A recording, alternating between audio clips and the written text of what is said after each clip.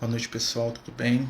Deus abençoe a todos nós. Vamos dar continuidade aí às nossas noites de estudo, né? Pedindo que nesse domingo aí a espiritualidade maior possa nos acompanhar, sustentar, nos ajudar, né? A desenvolver aí os temas da espiritualidade, abrir aí o nosso coração, a nossa mente, né? Para as questões do espírito imortal, tão necessárias, tão importantes, né? Aproveitar neste momento aí para pedir também por todos aqueles que estão necessitados, por todos aqueles que estão aí enfrentando as provas, seja da doença, seja das necessidades materiais, né? Que Jesus possa abençoar todos nós. Boa noite aos queridos amigos que estão chegando. Hoje nós vamos dar continuidade, né, ao nosso estudo do livro Nosso Lar. Né? A gente estava falando na última semana, né, a gente fez um estudo sobre a Páscoa, né, por causa da data, né, mas hoje nós vamos retornar ao nosso estudo dessa obra do André Luiz. Nós vamos retornar para o capítulo 21, né, dando continuidade àquela sequência, né, de cada domingo de fazer um capítulo. E só para a gente se localizar, né, nós vamos continuar a conversa do André Luiz lá na colônia Nosso Lar, né, no mundo espiritual, com a famosa Dona Laura. Né? Dona Laura, mãe do companheiro Lísias, que recebe o André Luiz na sua residência no mundo espiritual, né? E que troca com ele uma série de conceitos, de informações, né? Dentro, claro, daquela visão, né, dos espíritos daquela época. Né? Vamos lembrar que o livro se passa na década de 30, né? Ele foi publicado em 1939, né? Então esse livro se passa no finalzinho da década de 30 e início da década de 40. E é interessante a gente sempre, quando a gente lê uma obra, quando a gente observa uma obra espírita, a gente ter essa questão do contexto. Né? Por melhor que seja todo tipo de obra ou conteúdo espiritual, sempre vai haver ali, né, uma questão do momento no qual ele foi escrito, da influência pelo qual a sociedade, as pessoas estavam passando. Né? Isso é só para a gente deixar isso aí bem consolidado. Tá? E aí nós vamos tentar trazer, né, dentro aí dessas vibrações aí, dessa conversa, as informações para o nosso tempo, para esse momento atual que a gente está passando aí. Né? Lembrando, gente, que nós estamos agora com o tratamento espiritual ao vivo aí às sextas-feiras. Né? A gente está fazendo esse tratamento toda sexta-feira, tá? Por enquanto, né, gente, a gente não sabe como é que vai ficar essas questões do Covid, até porque a gente participa da reunião mediúnica no mesmo dia, mas se tiver que, né, qualquer situação for retornar para a reunião, nós vamos mudar o dia do tratamento para um dia, talvez no sábado, mas isso aí, né, juntar os dois, mas isso aí por enquanto continua na sexta, tá bom?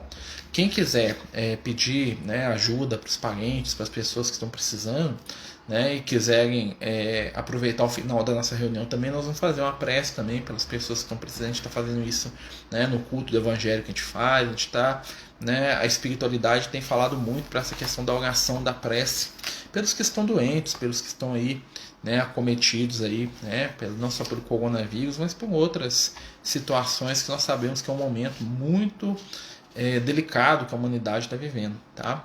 Qual é o horário do tratamento? É online. A sexta-feira o tratamento é às 8 da noite, é online. A gente faz aqui pelo Instagram. Tá? Aos sábados ele não é presencial. Ou seja, não é online também não. Né? Não é presencial nenhum dos dois. Né? Presencial só com a espiritualidade. Aos sábados a gente não tem essa parte aqui. Né? Só coloca os nomes no horário aqui em casa que a gente faz a irradiação para as pessoas. Na sexta-feira é presencial. A gente sempre coloca um linkzinho, uma chamada, né, para quem quiser participar com a gente, tá? Então, sexta-feira, 8 horas, nós temos tratamento. Então, vamos lá, continuar o livro? Né, como diz o próprio título do capítulo 21 do livro Nosso Lar, né? Continuando a palestra, ou seja, continuando a conversa, né, entre o André Luiz e a Dona Laura. A palestra, senhora Laura, considerei com interesse. Sugere numerosas interrogações. Relevar-me-á a curiosidade, o abuso. Né? Então o André está curioso. A dona ela fala umas coisas para ele e fala assim: eu nunca pensei nisso, quero saber mais desses assuntos aí. Né? Não diga isso, retrucou bondosa. Pergunte sempre. Não estou em condições de ensinar. Todavia, é sempre fácil informar. É interessante o comportamento da dona Laura, que é o comportamento dos espíritos iluminados. Né? Os bons espíritos, eles nunca se cansam de responder ou de explicar alguma situação. Né? Claro que dentro do conhecimento que eles têm, né? E dentro da simplicidade, né? Os bons espíritos eles não se avogam a senhores de uma verdade absoluta, e sim, né? Eles se colocam para a gente como companheiros aí de aprendizado, de crescimento, e que estão dividindo as informações da vida maior com a gente, né? Então vamos continuar, vamos ver o que ele vai perguntar. Rimo-nos da observação e perguntei em seguida: como se encara o problema da propriedade na colônia? Esta casa, por exemplo, pertence, né? Então o André Luiz estava na casa da Dona Laura, no mundo espiritual. Essa casa aqui é sua? Você pode vender, você pode alugar, você pode emprestar? Como é que funciona isso aqui no mundo espiritual? Né? Lembrando que o nosso lar é esfera de transição, tá, gente? O que funciona no nosso lar nas outras esferas mais acima não é a mesma coisa, não. Tá? Quanto mais superior, mais desapegado. Aí olha o que acontece. Tal como se dá na Terra, a propriedade aqui é relativa. Nossas aquisições são feitas à base de horas de trabalho. O bônus hora, no fundo, é o nosso dinheiro. Quaisquer utilidades são adquiridas com esses cupons, obtidos por nós mesmos à custa de esforço e dedicação. As construções, em geral, representam patrimônio comum. Interessante, né? Então tudo lá é de todos, sob o controle da governadoria. Cada família espiritual, porém, pode conquistar um lar, nunca mais que um. Olha que interessante, né? Então você pode dar uma casa, só um, nunca mais que um.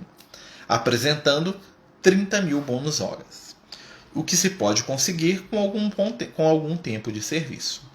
Nossa morada foi conquistada pelo trabalho perseverante do meu esposo, que veio à esfera espiritual muito antes de mim.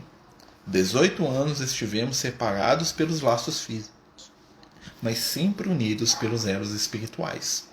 Ricardo, porém, não descansou.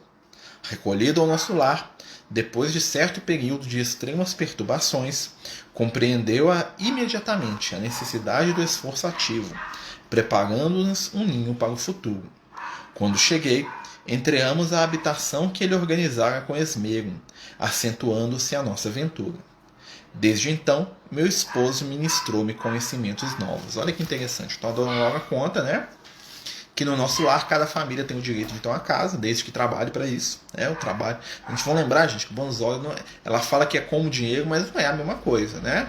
Na verdade, o bônus hora é o trabalho bem feito, né, gente? Então, assim, ninguém vai ficar sem morar, tá? Então, assim, mas você vai ter uma casinha se você tiver lá uma determinada quantia de horas trabalhadas pela coletividade. E ela fala aqui, né, que cada família pode ter a sua, lá no nosso lar, pelo menos assim funciona, né?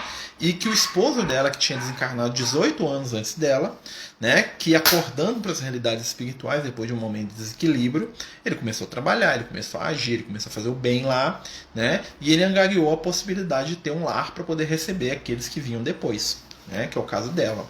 E que quando ela chegou, ele começou a ensinar um monte de coisa para ela sobre a vida espiritual. Aqui, ó.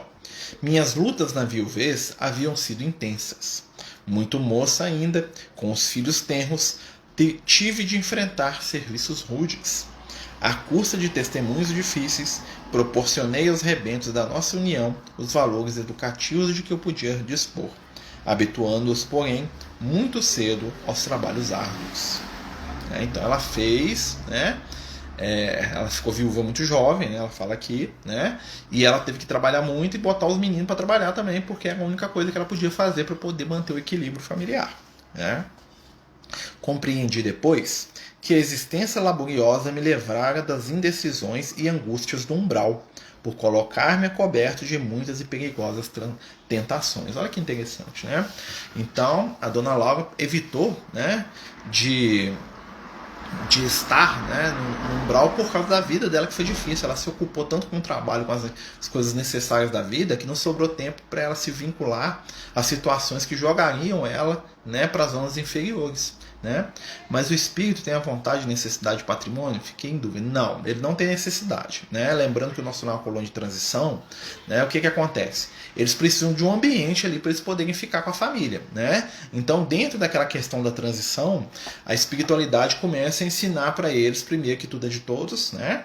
E segundo, que o esforço se traduz, né, em conquista. Ou seja, todo mundo vai morar. né? Mas quem se esforçar mais vai ter o direito de ter um cantinho dele, desde que seja um só para a família, né? Então a gente vai ver que é um conceito que é diferente um pouco do nosso, ou seja, já é uma evolução dos nossos conceitos, porque aqui você pode ter 10, 50 casas se você tiver dinheiro, né? E é diferente do conceito, por exemplo, das esferas mais iluminadas, que o espírito não precisa de nada. Ou seja, é uma transição, né? Ele está saindo ali de uma relação materializada para uma coisa mais espiritual, mais espiritual. Existe ainda o trabalho, né? Existe ainda a consequência do esforço do trabalho, mas já vai desapegando. Até porque, né, imagine, por exemplo, a dona Laura, nessa condição de eles terem um espaço deles lá, de eles terem a casinha da família, ela pode receber a neta dela. Estava chegando no nosso lar.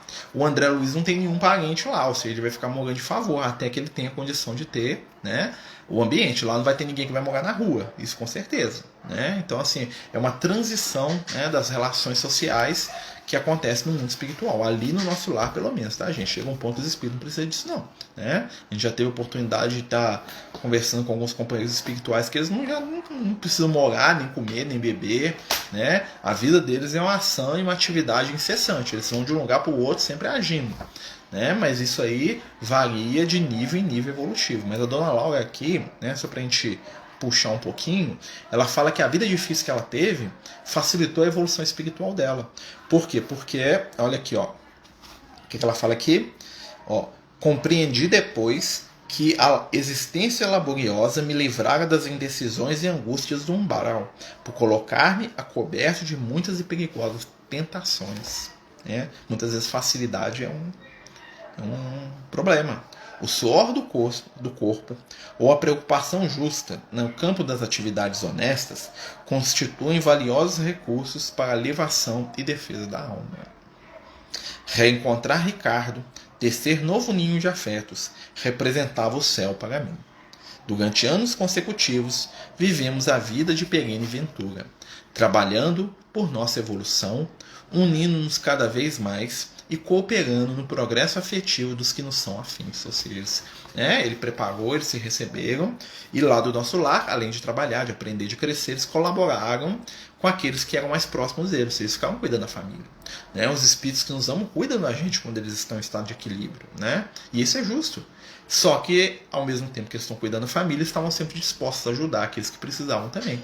É aí que o amor espiritual ele começa a se dilatar, né? Ele começa a crescer, ele começa a atravessar os limites do meu lar, da minha casa, do meu ambiente, né? Para poder atingir outros seres que estão à minha volta.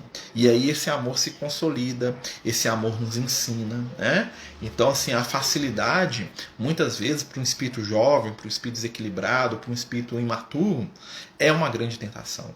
Porque a facilidade impede, né, que sejam ali burilados, ali, vamos dizer assim, ou seja, sejam treinados, né, os valores do espírito. Quem tem muito tempo para ficar à toa, né, muitas vezes vai ter dificuldade, né, com outras situações aí, com outras vivências aí da realidade material, da realidade espiritual. Olha só aqui, ó. Com o correr do tempo, Lísias, Yolanda e Judite reuniram-se a nós, aumentando nossa felicidade. Então, né, com o tempo, os filhos deles desencarnaram, né, o Lísias, a Yolanda e a Judite, ou seja, três filhos, né? Ela tinha uma filha ainda encarnada, que era a mãe da Heloísa, da neta dela, né? Reuniram-se a nós, aumentando nossa felicidade. Após ligeiro intervalo, em que parecia meditar, minha interlocutora prosseguiu em tom grave. Olha que interessante. Mas a esfera do globo nos esperava. Se o presente estava cheio de alegria, o passado chamava a contas para que o futuro se harmonizasse com a lei eterna. Olha só. Não podíamos pagar a terra com bônus horas, mas sim com suor honrado, fruto dos nossos trabalhos. Gente, a nossa companhia está falando que travou para vocês aí, né? Porque às vezes dá uma parada aí, retorna, se está funcionando bem, alguém me dá um joinha aí, eu falo assim, ó, tá funcionando normal, só pra gente saber, por favor, tá? Né? Porque falaram que travou, aí a gente volta a qualquer coisa. Então, o que ela fala aqui? Que não paga as questões da matéria com bônus hora, né? As conquistas espirituais que a gente tem no mundo espiritual, elas vão ajudar a gente no plano físico, mas aqui, né, tem que trabalhar, é o esforço na matéria, na carne, né? Olha só. Aquelas afirma, ó, que ela continua. Dada a nossa boa vontade, né, aclarava-se a nossa visão relativamente ao pretérito doloroso. A lei do ritmo exigia então nossa volta. Olha que interessante. À medida que eles se equilibravam, eles conseguiam lembrar do passado e viam o que eles tinham que resolver lá para trás, ou seja, eles tinham que modificar. A nossa caminhada espiritual é muito assim, né? A gente conquista, a gente aprimora, a gente vai se melhorando, e à medida que isso acontece, nós vamos puxando situações do nosso passado para serem trabalhadas e resolvidas positivamente. Hoje nós estamos aqui encarnados, né, no pleno século XXI, não é por acaso. Todos nós temos conteúdos, né, que são os nossos valores, né, que nos compete multiplicar, transformar, né, à medida que a gente distribui o que a gente tem de bom para os nossos próximos, né, para aquelas pessoas que convivem conosco, que passam pelo nosso caminho. E nós temos o conteúdo dos nossos erros, das nossas fragilidades, que nós precisamos, com o tempo, ir transformando, né, gradativamente na luz que vai alimentar a nossa jornada daqui para frente. O acordar do Espírito Eterno, ele é um processo que é lento, gradual e constante. Quanto mais a gente desperta, mais a gente se torna o quê? Consciente e responsável. E aí, à medida que a gente se responsabiliza, nós vamos, né, nos gabaritando para aprender cada vez mais, para fazer cada vez mais o bem, para olhar cada vez o nosso irmão, nosso companheiro, aquela pessoa que está à nossa volta, com mais amor, com mais afeto. Porque o grande objetivo da nossa vida é o quê? É o aprimoramento, construção do bem rumo à felicidade. Isso é muito interessante da gente poder pensar. Vamos continuar? Quem quiser perguntar, gente, fique à vontade, por favor, tá, gente? Manda as perguntinhas aí que nós estamos, totalmente à disposição. Olha só. Senhora Laura, o André Luiz falando aqui, ó. Exclamei interrompendo-a.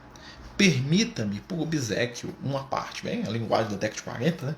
Permita-me, por um obséquio, uma parte. Perdoe a curiosidade. No entanto, até agora, ainda não pude conhecer mais detidamente o que se relaciona com o meu passado espiritual. Ou seja, eu não lembro do meu passado, não, André. Você tem nenhum meio de você estar no plano espiritual, né? Aqui, ó. Não estou isento dos laços físicos, não atravessei o rio da morte. A senhora recordou o passado logo após a sua vinda ou esperou o concurso do tempo? André Luiz, por que eu não lembro? Vamos ver aqui, ó. Outro ponto que fiquei em dúvida. Desencarnei e fui para alguma colônia. Pelo trabalho posso me purificar, mas mesmo assim tenho a necessidade de reencarnar sim, porque é um processo que é gradual. Então, quanto mais a gente cresce, mais a gente tem... Porque o processo reencarnatório, a nossa reencarnação, ela tem 3 aspectos. Os espíritos mais inferiorizados, mais atrasados, quando fala atrasado tem um termo, mais jovens espiritualmente, mais infantis, eles têm encarnações que se caracterizam muito mais pela expiação. O que é expiação? É o rebote da causa e efeito, ou seja, eu faço uma coisa e eu tenho a consequência daquela ação, e normalmente essa consequência está no plano físico. Tá? Por quê? Porque à medida que o espírito cresce, a vida dele se torna muito mais espiritual do que material. Se a gente for analisar, nos últimos 200 anos, os nossos dramas sociais eram muito menores do que hoje. Por quê? Porque nós éramos espíritos muito mais afeitos a questões materiais. A nossa luta era pela comida, pelo pão, pela bebida, pela sobrevivência básica. À medida que esses valores da sobrevivência básica vão ficando mais fáceis para a nossa sociedade, a gente começa a ter o quê? O despertar dos dramas psíquicos, psicológicos, das fobias, dos medos, das situações íntimas. Então existe um outro momento reencarnatório, que é um momento que da prova, que é a aferição de valores. Olha, eu treinei, eu testei um valor, voltei para o plano espiritual, aprendi, eu tenho que mudar, tenho que transformar, é isso mesmo. Me melhorei, agora eu vou retornar para o plano físico para consolidar, porque o plano físico é o ambiente do teste. Chega um determinado momento que o espírito ele sai dessa onda também, ou seja, ele não precisa mais reencarnar. Mas ele reencarna não por necessidade, mas por amor.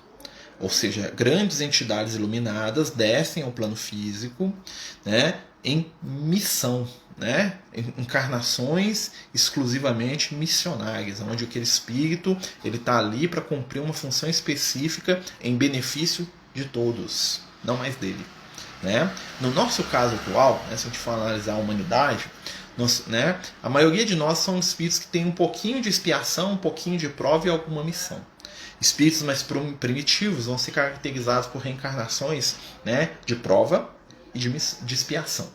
Espíritos um pouco mais elevados vão ter reencarnações de prova e de missão. Tá? O que é missão? A missão é algo que eu dominei, é algo que eu tenho já de consolidado no bem, na luz, não quer dizer que eu seja perfeito, por exemplo. Né? Um cientista ele tem consolidado o conhecimento em determinado campo.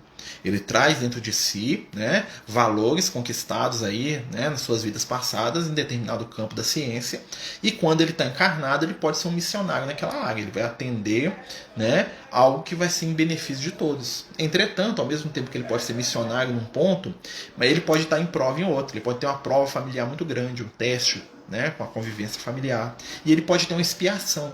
Normalmente a expiação ela se manifesta por limitações. Quer saber o que é expiação? É uma limitação que você não aceita. Então, por exemplo, né, a gente pega lá a história, vamos pegar um exemplo aí histórico aí que dá pra gente pegar isso bem. Santos Dumont, né?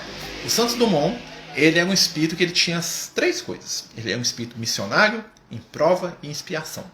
Né? Então, em que o Santos Dumont era missionário? No campo da ciência, né? A questão do avião, né? Na vontade de voar, aquela coisa toda, até porque na última encarnação, antes de ser o Santos Dumont, ele foi aquele Albert de Gusmão, aquele frade, né? que eles falavam que é o frade baloeiro, o frade voador, né? E aí, o que acontece com o Santos Dumont? Ele tinha uma prova. Qual que era a prova? Lidar com a vaidade, lidar com a inveja, né? Lidar com a questão de a invenção dele ter sido considerada o segundo lugar perto lá dos irmãos Wright. Era uma prova, era um teste. Tá? E qual que era a expiação do Santos Dumont? O Santos Dumont ele reencarnou com uma condição congênita que impedia ele de ter relação sexual. Né? Lá no livro Ícaro Redimido, e quem já estudou a vida dele, né, sabe que ele tinha, né, a genitália do Santos Dumont era infantil, ou seja, ele nunca conseguiu desenvolver a parte genésica do corpo dele, ou seja, os órgãos sexuais dele não se desenvolveram da maneira adequada. E isso impedia que ele mantivesse relações sexuais. E nas outras encarnações ele sempre foi um espírito muito desequilibrado no campo do sexo. Né? E isso rendeu ao Santos Dumont um apelido de esquisito, de estranho, de fugir das mulheres. Né? Exatamente por quê? Porque ele tinha aquelas mulheres que davam em cima dele, mas ele não tinha como ter um relacionamento com elas por causa dessa dificuldade. Então ele tinha vergonha disso. Né? Tanto é que muitas coisas juntou isso tudo. Né? Então ele é um espírito que tinha lá sua expiação, sua prova e a sua missão. Né? Então, assim, são valores. À medida que a gente cresce, vai desaparecendo, a missão, a expiação acaba, né? E as nossas encarnações passam a ser prova / missão. E chega um ponto que é só missão. Existem espíritos que só reencarnam em missão. Jesus é um exemplo. Né? Um espírito do nível de Jesus, ele reencarna uma vez e ele muda o planeta inteiro. Um espírito igual o Francisco de Assis, João Evangelista, reencarna de 1000 anos, se ele quiser, né? Em missão de altíssima benevolência. Ou seja, eu vou lá porque eu vou fazer algo específico para ajudar a humanidade. Eu não preciso, não, eu estou indo. Né? Essa que é a diferença. Então as reencarnações elas vão se espaçando. Chega um ponto que é igual a Jesus. Né? Você tem que encarnar uma vez a cada planeta, vamos dizer assim, né? Porque são outras funções, são outras necessidades desses seres. Né? São outras. A existência deles é em outro aspecto. Né? Eles vão dar suporte para a gente em outras situações da nossa vida. Nós estamos falando aqui de lembrança de vida passada agora, hein? É interessante isso. Vamos continuar aqui. Ó. Chico Xavier reencarnou em missão, sim, ele reencarnou em missão. Era um espírito missionário. Ele tinha algumas coisas. Com certeza. Você vê que a vida do Chico Xavier não foi fácil. Mas ele é um espírito que basicamente a reencarnação dele foi missionária. Você pode ver que tem muito mais missão. Né? O próprio Jesus, exatamente, o que nós estamos falando, Madre Teresa, Irmã Dulce, todos esses espíritos, com certeza, são espíritos que você vai ver que a maior. Não que eles não tivessem algum problema ou alguma dificuldade, mas assim, é 80% missão e 20% outras coisas. Quanto mais evoluído, a gente vai vendo que essa diferença vai modificando. Né? Com certeza. Com certeza, todos esses espíritos da arte, com certeza, todo mundo que dedica a sua vida ao bem é um espírito missionário de alguma forma. Quer dizer que seja um espírito perfeito? Não. Quer dizer que já tem conteúdos de missão. Todos nós temos alguma missão. Né? Todos nós. E não é o tamanho da missão que importa, é o como nós a enfrentamos. E o que é missão? É dividir aquilo que nós temos de conquista. Então o professor tem uma missão, o médico tem uma missão, um orador tem uma missão, um político ele tem uma missão. Aí se ele vai dar conta, aí já entra na questão da prova. Né? Vai entrar na questão da escolha. Né? Que aí é livre-arbítrio. Mas a missão em si é uma potencialidade de fazer o bem. tá? Né? Ou seja, tem um potencial, olha só. Continuando. Tá, o André Luiz perguntando para ela sobre o passado. Aí ele pergunta para ela: a senhora recordou o passado logo após sua vinda ou esperou o concurso do tempo? Olha que interessante, né? Esperei, replicou sorridente. Antes de tudo, é indispensável nos despojarmos das impressões físicas. As escamas da inferioridade são muito fortes. É preciso grande equilíbrio para podermos recordar edificando. Em geral, todos temos erros clamorosos nos ciclos da vida eterna. Quem lembra o crime cometido costuma considerar-se a criatura mais desventurada do universo. E quem recorda o crime de que foi vítima considera-se em cota de infeliz do mesmo modo. Portanto, somente a alma muito segura de si recebe tais atributos como realização espontânea. Ou seja, né? Então quem cometeu um crime acha que ele é o maior sofredor de todos. Né? Quem recebeu o crime acha que ele é o maior injustiçado que existe. Então tem que ter equilíbrio para sair dessa onda. Né? Não sou nenhum monstro, mas também não sou coitadinho, né? Perseguido, sofredor, não. Né? Nós temos que ter o que? Maturidade espiritual. E a maturidade espiritual nasce do que? Equilíbrio. Né? Postura de equilíbrio diante da vida. Mas a senhora recordou o passado de maneira natural? Perguntei. Explico-me, respondeu bondosamente.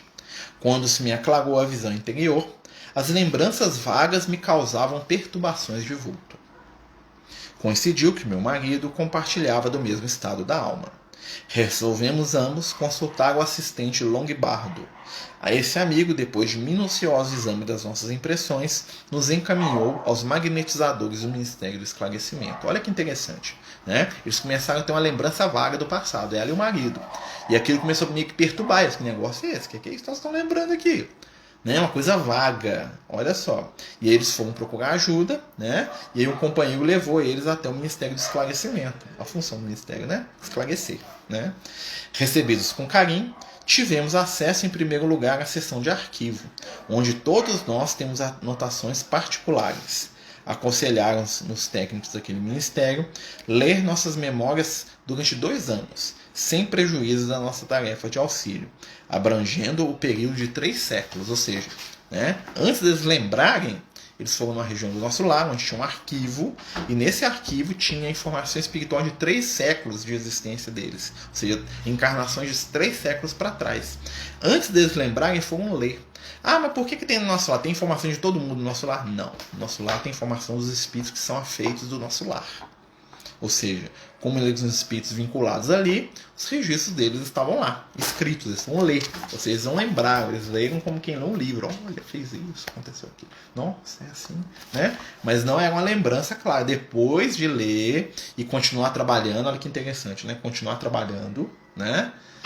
Aí eles vão lembrar de verdade. Olha só o que eles falam aqui, ó. Né? Aconselharam-nos os técnicos daquele ministério a ler nossas próprias memórias durante 2 anos, sem prejuízo de nossa tarefa do auxílio, abrangendo o período de 3 séculos. O chefe do serviço de recordação não nos permitiu a leitura das fases anteriores, declarando-nos incapazes de suportar as lembranças correspondentes a outras épocas. Então, a espiritualidade deixou eles se lembrarem, né, dos 3 séculos antes. E aí eles falam, mais que isso vocês não estão prontos, não. Vocês não podem absorver o que estava antes disso, não. É muita informação, né? E olha a pergunta do André Luiz. E bastou a leitura para a gente se sentisse de posse das reminiscências? Você leu, você lembrou tudo? Né? A Mota aqui lembrou de fazer bagulho, né? Então o André Luiz fala assim, foi só ler, vocês lembraram de tudo? Olha só a resposta dela. Não. A leitura apenas informa. Depois de longo período de meditação para esclarecimento próprio e com surpresas indescritíveis, fomos submetidos a determinadas operações psíquicas a fim de penetrar os domínios emocionais das recordações. Espíritos técnicos do assunto nos aplicaram passes no cérebro, despertando certas energias adormecidas. Ricardo e eu ficamos então senhores de 300 anos de memória integral. Olha só, então a espiritualidade, né? Eles leram depois eles foram lembrando aos poucos, e aí a espiritualidade fez um processo neles para eles lembrarem, e eles ficaram senhores de 300 anos do passado dele, 300 anos. Tá? É interessante que isso não é igual para todo mundo. Existem espíritos que lembram naturalmente. Quanto mais superior o espírito, mais fácil o processo. Né? Existem espíritos, né, que têm lembrança de 1000, de 2000, de 10.000 anos para trás. Né? Então, assim, isso varia de caso a caso, tá, gente? Depende do nível evolutivo do ser. Alguns é só desencarnar que eles lembram, que é uma minoria absoluta, tá, gente? A minoria mesmo. Né? Aqueles como a Dona Laura, que já tinham equilíbrio, a espiritualidade, 300 anos vocês dão conta de lidar com a informação aí. Né? Bem interessante. E onde está o nosso irmão Ricardo? Como estimaria conhecê-lo? Exclamei sobre forte impressão. Né? A genitora de Lísias maniou significativamente a cabeça, nossa, eu ratei aqui, e murmurou. Em vista das nossas observações referentes ao passado, combinamos novo encontro nas esferas da crosta. Temos trabalho, muito trabalho na Terra.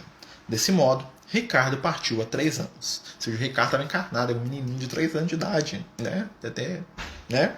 Quanto a mim, seguirei dentro de breves dias. O André Luiz mal conheceu, já está indo embora. Tipo assim, ela falou, não, vou reencarnar daqui uns dias aí.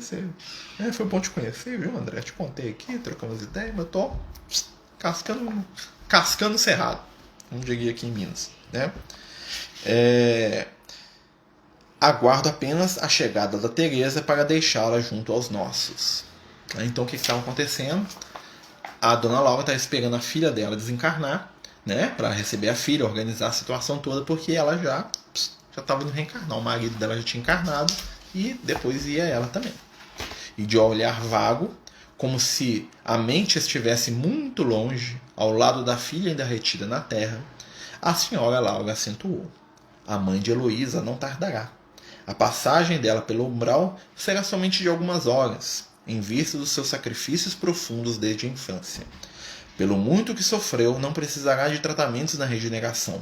Poderei, portanto, transmitir minhas obrigações no auxílio e partir sossegado. O Senhor não nos esquecerá.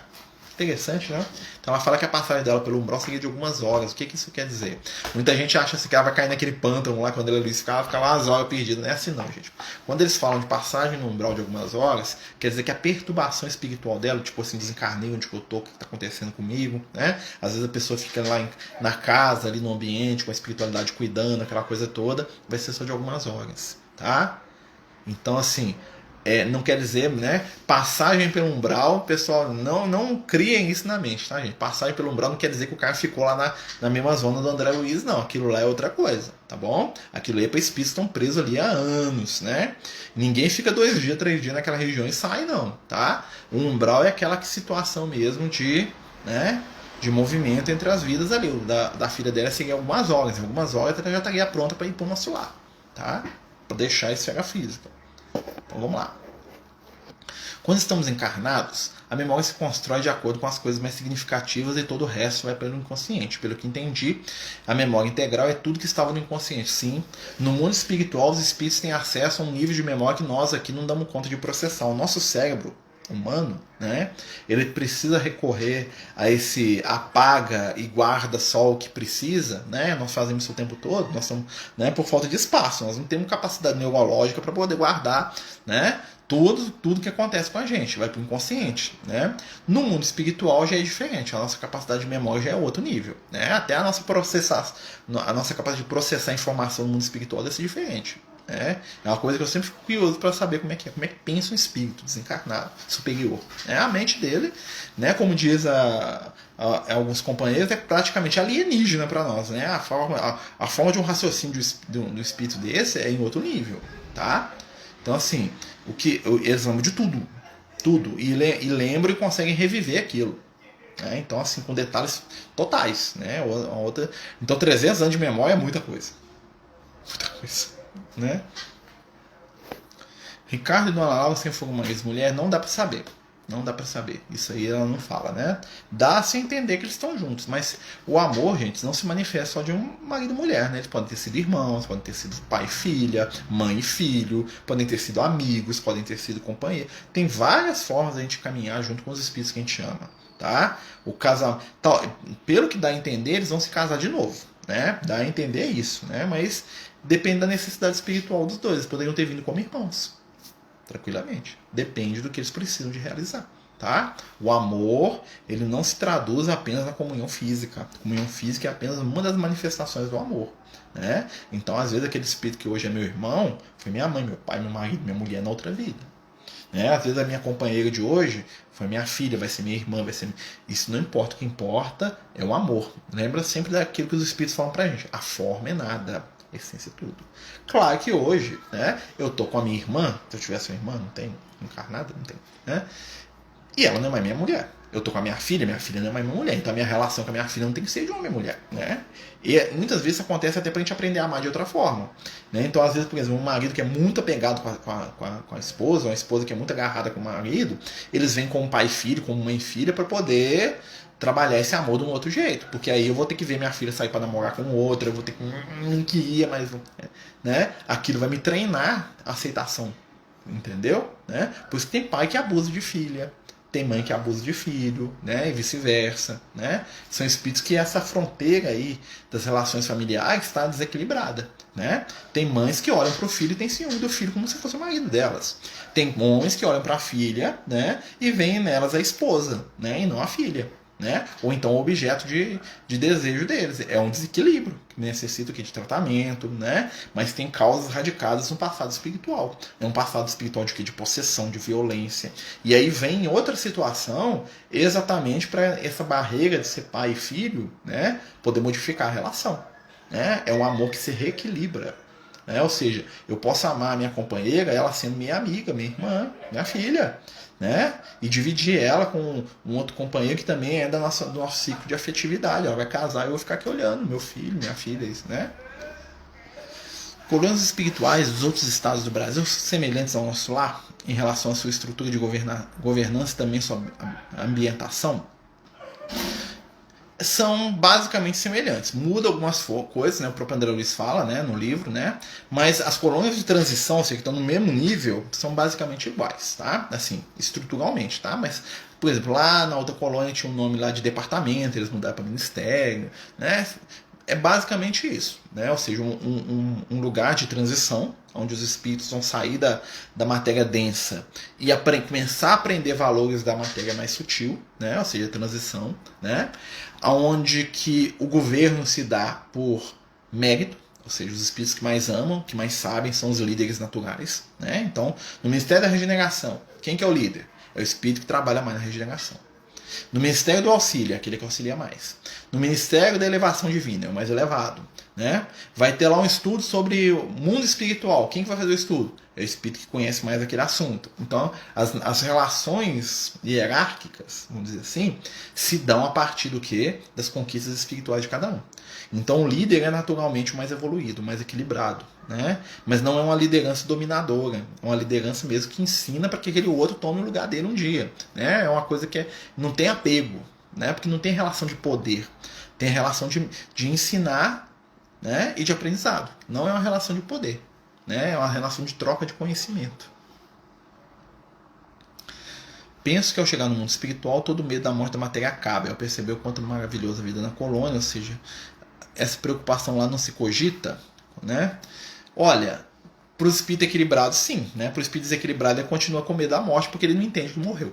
A maioria dos espíritos encarna acreditando que está vivo ainda, né? Porque para ele morrer, ou é desaparecer, ou é acabar, né? Ou é para o céu ou para o inferno. Como ele não foi para nenhum lugar desse, eles têm dificuldades extremas de entender que morreram, né? Mas é isso que é o ideal, né? Quando você percebe a realidade espiritual, você se acalma. Tanto é que a vida de Jesus, né, a gente até falou isso semana passada, o Cristo na Terra, ele proporcionou pra gente o quê? Conhecimento da vida depois da morte. Falou assim, gente, aqui, ó, vou morrer aqui, olha só, tô morrendo, ó, morri, ó, tô na cruz, olha aqui, ó, morto, enfiou a lança, né? Tô todo arrebento, tirou o corpo, enterrou, ó, voltei, tô vivo, ó, continua, gente, preocupa não, aqui, ó, vivo, continua amando, vem cá, Pedro, vem cá, João, vem cá, Maria, vem cá, todo mundo, tô vivo aqui, ó, tá vendo? Você tem medo da morte, não? É isso, né? Complexo de Édipo chega em origem, sim. Os complexos de Édipo, de Electra e tantos outros que a psicologia e a psiquiatria vão trabalhar, nascem dessas relações afetivas mal trabalhadas, né? Eu tinha um companheiro nosso, né, até espírita, né, que falava pra gente, ele tinha uma filha, né, e falava ele tinha duas filhas, né? Não fala o nome dele não, porque senão ele vai brigar comigo. Mas ele sabe quem é. Né? E ele contava pra gente o seguinte, que a filha mais nova dele tinha uma relação muito tranquila, mas a filha mais velha, ele vigiava a menina o tempo todo. Ele pulava muro da casa dos outros pra ver a menina na festa. A menina saía pra festa, tipo aquelas festinhas de adolescente, né? Com 12, 13 anos. Ele subia no muro lá na casa dos outros pra ficar vigiando minha filha, né? A menina saía pra comprar pão, às vezes batia o papo com algum rapazinho na rua. Tava ele lá na rua olhando, né? E ele falava que ele tinha uma dificuldade muito grande, porque ele olhava pra filha dele e ele não queria que ninguém aproximasse dela. Ele via ela quase como a propriedade dele. Mas o que acontece? Ele, né, que tinha um conhecimento da doutrina espírita, ele foi trabalhando isso, né? Ele foi trabalhando, ele foi desapegando, né? Então, quando a filha trazia o namorado, ele morria por dentro, mas vem cá, isso aí, muito bem, tudo lindo. Ele foi trabalhando essa vibração, né? E aí, um dia, na reunião mediúnica, o espírito falou pra ele, falou, você tá indo muito bem, porque nas últimas encarnações ela foi sua esposa, né? E você era tirânico com ela, você dominava ela, você não deixava ela nem olhar pra rua. Você tá vencendo. Mas a custa de quê? De esforço. Ele estava se esforçando. Ele queria se equilibrar. Ele falava muitas vezes, não, eu olho para mim e tem dia que eu falo, eu sou pai dela. Então eu tenho que agir como pai. Por mais que meu coração doa, eu tenho que agir como pai. Eu sou o pai dela. Né? E ele conseguiu. E ele venceu. Né? E algumas pessoas não vencem. Infelizmente, aí nós temos esses crimes, essas coisas todas aí, né? Que são lamentáveis. Né? Infelizmente, aí, que não merecem, né? Nem comentário da gente, né? Que a gente tem que lutar para que não aconteça, né? Fazer o que a gente puder para evitar o mal é sempre o bem, né? Então a pretexto, porque é coisa passada, mas se a gente puder ir lá interferir para ajudar a resolver, nós podemos resolver, né? Lembrar sempre, né? Quando a gente fala isso, a gente lembra dos casos de abuso que às vezes a gente chega a gente não faz nada, né? Lembrar sempre, deixar de fazer o bem é fazer o mal. Então, se eu sei que alguém está passando por uma situação complicada e eu não faço a minha parte para ajudar, né, quando eu poderia fazer, eu estou sendo conivente com o mal. Mas porque reencarnou? Não reencarnou nada. Se passou na minha frente é porque a espiritualidade está pedindo a minha ajuda. Tá? Se aconteceu na minha frente é porque eu posso interferir. Que eu estou dando comida pro cara e o cara ele tinha que passar fome. Se ele tivesse que passar fome, ele não batia lá na casa da casa espírita lá pedindo cesta básica. Tá? Se ele tivesse reencarnado para sofrer, ele não encontrava com você, não. Né? A gente tem que ter sempre a visão positiva da coisa. Então, aconteceu na minha frente, eu sei que está acontecendo, então eu posso tomar uma atitude para poder ajudar. Nossa, pensei nisso com relação aos abusos de hoje, essa mudança de relação, desejo que ele sim. Reencarnando no estado de Minas, ao retornar ao plano espiritual, vamos passar por uma colônia daqui ou estaremos do nosso lado no Rio de Janeiro. Depende da sua vinculação, a tendência é que a gente fique por aqui. Ou então que a gente vai para as esferas iluminadas, aí não sei, né? Cada um de nós em um lugar aí. As esferas muito boas aí, né? Mas tem espíritos que são vinculados ao nosso lar, né? Pode ir para o nosso lar, se você quiser muito, você consegue. Né? Só pedir para o espírito ajudar. Mas às vezes você vê da colônia que você vai gostar tanto, fala assim, sabe uma coisa, quer ficar aqui mesmo. Nosso lar, eu vou lá visitar. Né? Tem excursão para o nosso lar, preocupa não. Né? E tem colônias muito mais bonitas, né? Não que haja uma disputa, muito pelo contrário, né? É beleza e beleza, né? Então, assim, muitos espíritos se sentem vinculados ao nosso lar por questão do livro, né? Por questão que às vezes vieram de lá mesmo, né? Então, assim, é uma oportunidade, certo? Visita lá, fazer uma excursão pro nosso lar, lá conhecer o André Luiz, sei lá quem, né? Se é que existe isso, né? Assim, existe excursão, tá, gente? Não o André Luiz, né? O André Luiz eu tenho certeza. Se bem que quando a gente chegar ao da desencarnar, acho que ele já veio há muito tempo, né? Reencarnou. Tomando conhecimento disso, podemos perdoar mais os abusadores? Sim, podemos perdoar, né? E podemos entender. Né? Perdoar e entender. O que não nos exime da responsabilidade, né, de agir diante dessas situações. Então, se eu sei que está acontecendo um abuso, né, é porque a espiritualidade trouxe aquilo para mim poder tesourar aquela situação. Lembrar sempre, gente, o bem é sempre ativo. O bem sempre exige de nós a ação ativa. O conhecimento espiritual, né, ele nos dá entendimento. Assim, por que está acontecendo? Está acontecendo porque talvez aquela relação entre pai e filho ali, o pai é um espírito que não conseguiu superar a relação do passado no qual aquela menina era a esposa, alguma coisa dele. Beleza, entendi. Tá. Mas aí eu sei que vai acontecer um abuso ou está acontecendo. Eu vou parar de fazer porque, não é coisa do passado, eles têm que resolver. Às vezes a gente é o instrumento da espiritualidade para botar freio no desequilíbrio. Né? É aquela coisa, o Lucas sempre fala isso comigo, o bem é sempre ativo. Não se faz o bem passivamente, deixando de fazer. Né? O bem sempre nos convida à ação. Se nós sabemos de algum abuso, de alguma situação, tomemos a atitude justa. Falemos e agimos dentro daquilo que nos compete. Talvez eu seja a única pessoa que está escutando aquele outro gritar. Talvez eu seja o único que está vendo que aquele outro está passando fome. Mas eu estou andando na rua, só eu que percebo. Né? Então, aí que está o esforço. Porque para a gente poder fazer o bem, a gente tem que sair da nossa zona de conforto. Né? E muitos companheiros usam, falam assim, não, isso é coisa do passado. Né? Essa relação dos dois aí é coisa de passado espiritual. Beleza, coisa de passado espiritual, conheço? Vou chamar, falo assim, isso aqui é coisa de passado espiritual seus. Abre seu olho, meu filho. Né?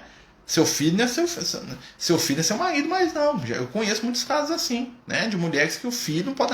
Toda namorada do filho é um monstro. Né? Porque, na verdade, quer ficar uma mamãe para sempre. Né? Aí você tem que falar, companheiro, é seu filho. Né? Não é seu marido, não. Ele tem que viver a vida dele. Né? Isso também é amor, desapega. Aprende a amar de verdade. Né? Ou então um caso de abuso.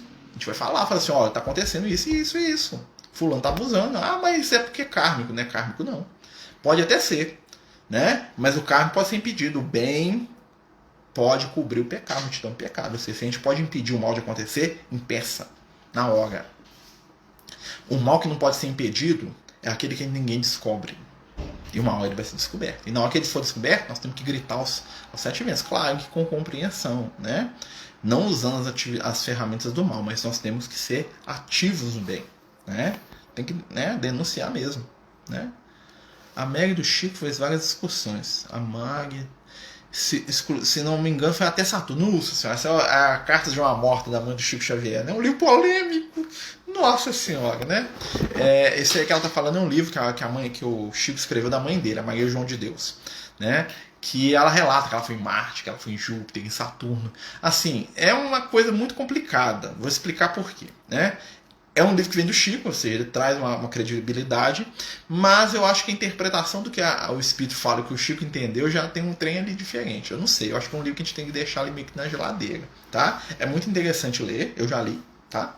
Mas é aqueles livros que você fala assim, tá, mas é um conceito aí que nós temos que trabalhar esse negócio aí ainda, né? Então nós temos que... por quê? Porque eu estou desmerecendo o Chico? Muito pelo contrário. Eu acho que o Chico é o maior médico que teve no planeta. Nos últimos 1000 anos, com certeza. Tem nem que comparar. Mas o Chico é perfeito? Não. É um livro interessante, mas assim, é muito conceito que bate com muita coisa da ciência. Entendeu? Então nós temos que... É um livro que precisa de ser estudado melhor. A gente vê, o que o Chico está falando aqui? O que é isso? É Saturno mesmo? Será que ele foi no plano espiritual e não entendeu o que é Saturno? Né? Então são coisas assim que a gente tem que lidar. Né? Lembrando, a doutrina espírita não é uma verdade absoluta. Tá? A doutrina espírita ela traz muita informação.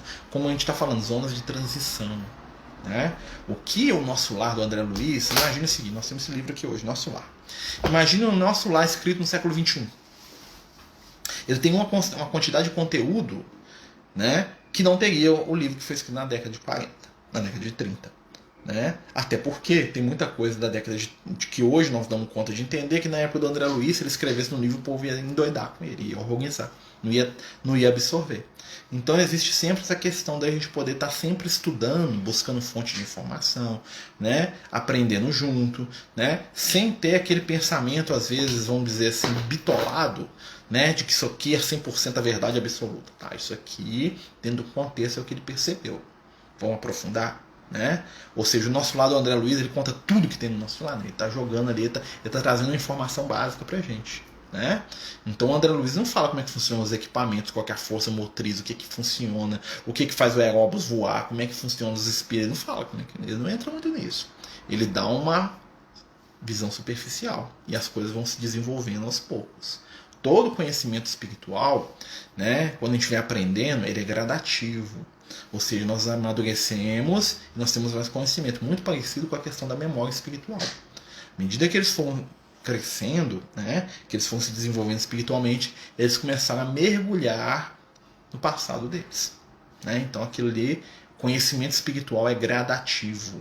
Né? Se o Marcelo falar que ele sabe tudo, que é mentira, ninguém sabe tudo. Né? Os espíritos mesmo eles são pródigos, eles falam muitas vezes pra gente que o que nós conhecemos da realidade do mundo espiritual é a ponta do iceberg. Né? É o início do início da informação espiritual, que isso é ótimo. Nós vamos aprender, nós temos muita coisa, porque o conhecimento ele se dá de dois aspectos. A informação que vem do mundo espiritual e a nossa busca de aprendizado, de crescimento para poder evoluir. Ou seja, é como se a gente tivesse um subindo e outro descendo aqui, ó. né? A ciência vai nos levando e o conhecimento espiritual vai se aproximando. Uma hora chega lá naquele desenho lá do Michelangelo, lá de Deus criando o mundo, né? Que é quando o espiritual toca a matéria, né? Quando a vida se cria, né? É legal aquilo. Sensacional, pois na cidade que nasci tem uma linda colônia, com certeza, né? Entender. Então, também não pensar em obsessores assim, na própria consciência. Sim, existe a questão dos obsessores, existe. Isso existe. Só que o processo é muito mais complexo. Né? Então eu não posso falar que tudo é culpa do obsessor, porque aí eu estou me eximindo da minha responsabilidade. Né? Como também eu não posso falar que tudo é só a pessoa. É uma mescla. Né? Existe algum livro que fala sobre colônias espirituais além do nosso lar? Existe alguns. O Dival tem alguns. Né? Eles citam muitas regiões do mundo espiritual. A própria coleção da André Luiz fala de algumas colônias espirituais, algumas hospitais no plano espiritual. Existem alguns livros, sim. Né? Minha mãe morre de ciúme dos filhos. Opa! Vai ver lá que um desses aí era namorado dela na última encarnação. Né? Tô brincando, né, gente? Mas tem casos assim. Né? Tem casos assim. Né? Eu já vi a mãe falar pro filho que ela ele não podia casar porque ela tinha que ficar cuidando dela o resto da vida. Porque ele era um homem da casa. Como é que ele ia fazer? Né? E isso é uma relação de filhos desequilibrados. Né? Pessoal, mas é verdade que os espíritos que foram, mas estão presos em alguns planetas. Isso é complicado também, tá? Porque lá no nosso lar fala que a gente tem que aprender a lidar com o que é nosso. Esse negócio de mandar para outro planeta aí é só, né, um espírito exilado, é outro nível. Nenhum espírito está aqui, isso aí é meio lorota. Quer dizer então que eu faço mal na Terra e vou dar problema para o espírito lá de outro mundo? Por quê? Eu tenho que resolver aqui. Né? Mas eu fui exilado, é outra coisa. Aí foi o planeta inteiro, passou por uma transformação, um mundo regenerado, aí é outra coisa. Aí vai lá para o mundo primitivo. Né? Eu falo que tirei um espírito da Terra e levei lá. Será que precisa? Isso aí é meio viagem na maionese, pessoal, na minha visão. Né? No nosso lar fala que quando tem a Segunda Guerra Mundial, que os espíritos os governadores dos outros dormes falam para a Terra, falam, vocês vão ter que aprender a lidar com o que vocês estão criando aí. Né? Ou seja, nós vamos ter que resolver. Né? Porque a nossa tendência, isso vem muito do nosso pensamento assim, ó, errou comigo, expulso, jogo longe, né? Na verdade, isso é falta de responsabilidade. Nossa, o outro criou o problema aqui, nós temos que resolver junto esse negócio aí. Eu sou também responsável por esse cara aí, ó. Tem mães e pais que tratam filhos adultos como eternos assim. Aí tem uma questão, às vezes é uma questão afetiva, né? Às vezes é uma questão de dominação. Como tem filho também que domina o pai e a mãe, né? Que filho que a mãe não pode arrumar um namorado, que o pai não pode sair, né? Que vigia, que controla, que domina também é um outro laço afetivo. Existem filhos e filhas que são, né, dominadores ali com a figura paterna e materna, né? Ou com o irmão, ou com o filho, sei lá, né? Pessoal, nós estamos chegando ao final do estudo, né? Vai ficar salvo aí no IGTV. Né? Terminamos aqui o capítulo 21. Semana que vem, se Deus quiser, nós vamos para o capítulo 22. E agradecer a todos aí que participaram com a gente. Né? Muita discussão, a gente vai falando, né? E quarta-feira nós temos estudo, né? Sexta-feira não esqueçam, tratamento espiritual às 20 horas, né? Tratamento espiritual aí para todos aqueles que desejarem, tá bom? Queria agradecer mais uma vez a vocês. Vamos fazer a nossa prece, né? Lembrar que vai ficar salvo aí no IGTV, depois no YouTube, né? O estudo, quem quiser assistir, né? Quem quiser, né, rever aí, fiquem à vontade, tá bom, gente? Lembrando, né, também que ninguém é dono da verdade. O conhecimento se constrói junto, na troca, né? Nos erros, nos acertos, né? Então faça aquilo que o Paulo de Tarso nos orienta. Examinar tudo, retende o bem, né? Guarde o que é de melhor. Elevando o nosso pensamento ao Cristo, pedimos ao Mestre Amigo que nos envolva com as suas vibrações de amor e de paz, estabelecendo em nossos corações o clima da afetividade, da tranquilidade e da fé. Divino Amigo, ajuda-nos a seguir, a caminhar e fica conosco no exercício do bem e do amor. Que assim seja, graças a Deus. Muito obrigado, meus amigos. Boa noite. Deus os abençoe a todos. Muita paz, muita luz para todos nós.